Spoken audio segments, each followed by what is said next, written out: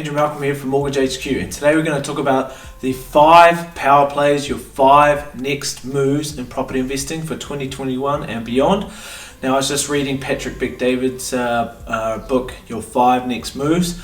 The basic premise behind the book is thinking about chess. The best chess grandmasters, they can think 5, 10, even 15 moves ahead, and that gives them a massive advantage over the competition, and it means they don't outthink themselves and get confused. So what you want to be thinking now is, whether you're confident to keep investing or not, you want to think my 5 next moves are going to be, firstly, to set goals for myself and with my partner around where I want to get to with property investing, where I want to get to with income, when I want to retire and with how much, and what my investment philosophies are going to be. Now, take a morning, take an evening, go for coffee, go for dessert, go by yourself, go with your partner. Put pen to paper. It shouldn't take too long. See if there's clarity between the two of you or for yourself, and if there's not, talk through it. And if you write down your goals, the likelihood of achieving them, especially if you review them and write them down and think about them often, is going to be a much higher chance of reaching those goals by going through that process. Second next move is to assess your borrowing power. If you've got no scope to take on debt and get leverage into property investing, it's going to be a lot harder. So you really want to know how much money you can borrow by yourself and with your partner. And if you don't have enough borrowing power at your current lender or your current bank, will switching banks now put you in a better position to borrow more in the future? Or do you need to start talking about joint venture partners or family friend partners that if you can't invest by yourself, to reach those financial goals, who can you invest with, and what do you need to do as part of increasing that borrowing power that you actually can take action when the time comes. And that might mean you need to switch jobs or switch your type of income or switch your business or change the business that you're currently running to increase your income and increase your borrowing power when the time comes.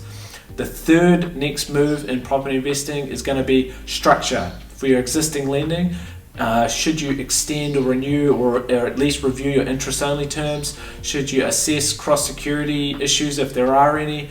Should you look at the length of your mortgages? Are you using revolving credit and mortgage products properly?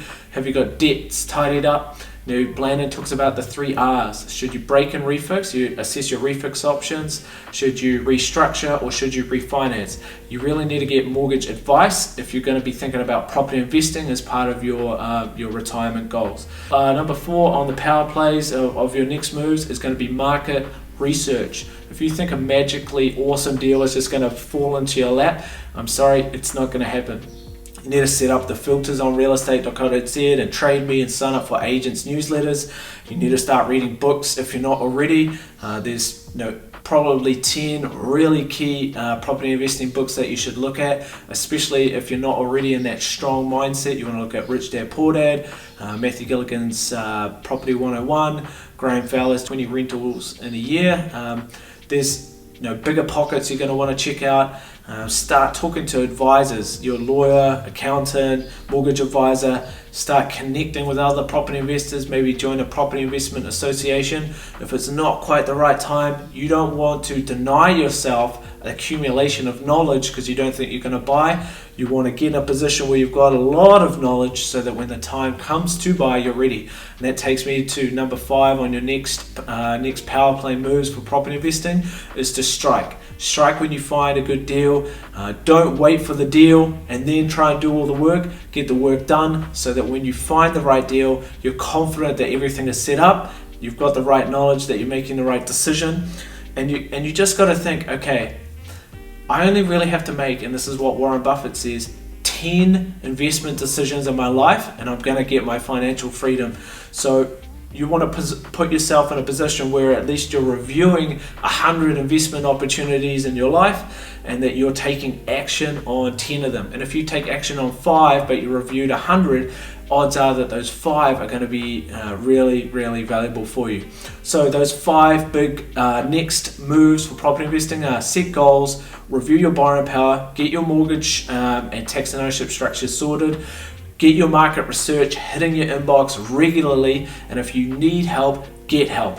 connect with people, friends and family and professionals that are already experts or doing things, and don't delay. When you see an opportunity that you think is good and you're not sure yourself, then ask. But if you ask and you haven't done the work up front, people are not going to be as motivated or excited to help you, because they'll see that you're not that serious. So your next 5 moves are really important to think about, no matter where we are in the property or economic markets.